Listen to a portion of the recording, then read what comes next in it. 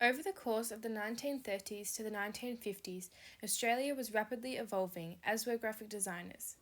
Percy Trompf's work is an example of how designers were expected to communicate Australia as a modernist country through their designs and in particular their travel posters. This video will discuss how modernist designers of the 1930s to 1950s interpreted Australian living and society compared to how we now view tourism in Australia. The 2016 campaign, Where the Bloody Hell Are You, by Tourism Australia conveys a very different message to the ANTA travel posters of the 1930s to 50s. It's quite interesting to see how graphic design has changed and how the modernist principles and elements have been used. The Great Depression of the 1930s affected the world and created immense poverty and job loss, which meant a change was in order. The modernism ideals were taken on board by society during this period because everyone became more conscious of making educated decisions that were better for the economy and improving living standards. Designers were at the forefront of modernism because they were able to communicate these needs effectively. Modernism can be seen in graphic design through the use of abstract expression, bold type, and primary colours and geometric shapes. Modernist design had a way of standing out from previous designs because they were bold and emphasised. They were so different that it was too hard to ignore them, and that's what made these designs so appealing to an audience. Hence the use of modernism elements and principles in poster designs. It made them captivating and refreshing, which is what the audience wanted because they didn't want to think of hard times they were facing, but rather an alternative reality. This alternative reality was still very much a reality, it was just all the good parts of one thing. For example, Trompf's poster of Western Australia depicts a girl with bright yellow dress looking like she's having an amazing time with flowers in her arms. Design was ever changing from the 1930s to the 1950s.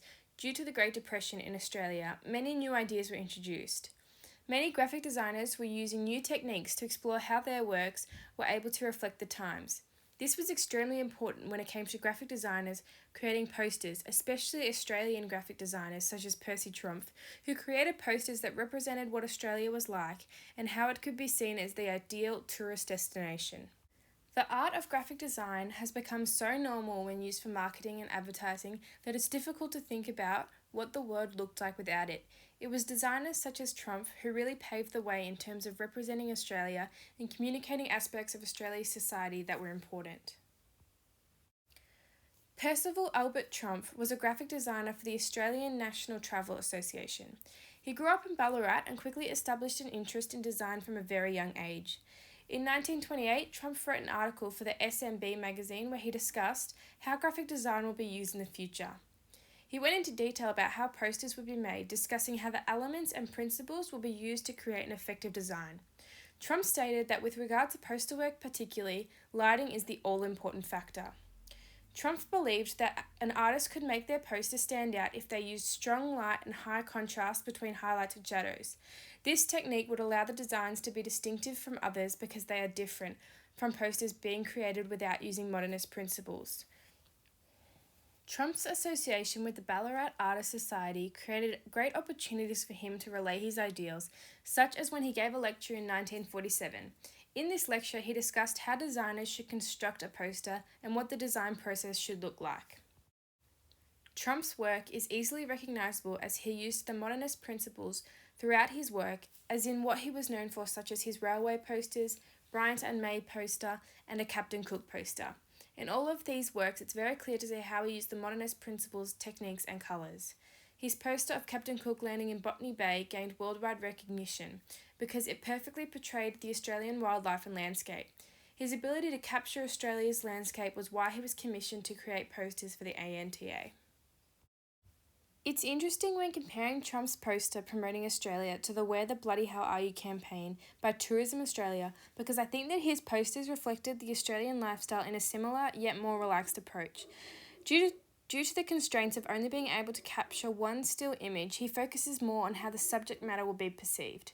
Using bright colours to depict a beautiful landscape helps add to the narrative of Australian society.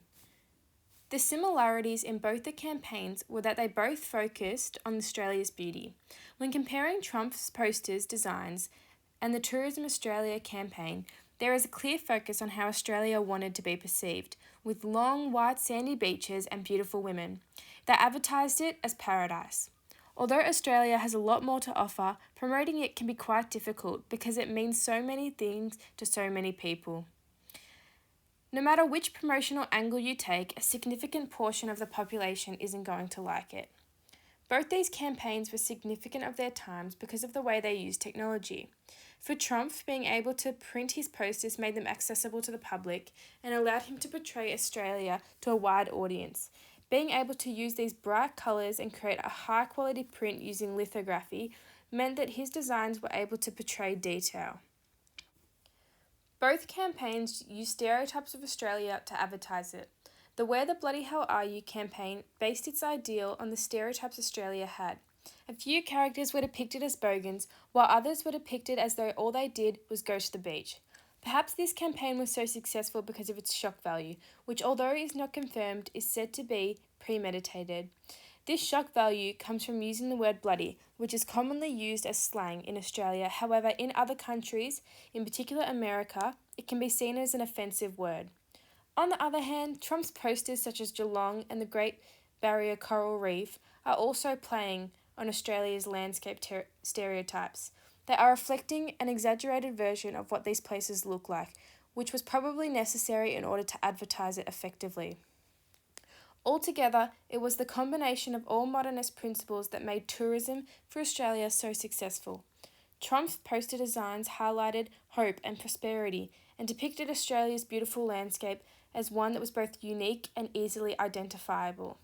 The way he used strong lighting and a range of textures allowed Australia to be represented as a one-of-a-kind place and made people just want to go there at the drop of a hat.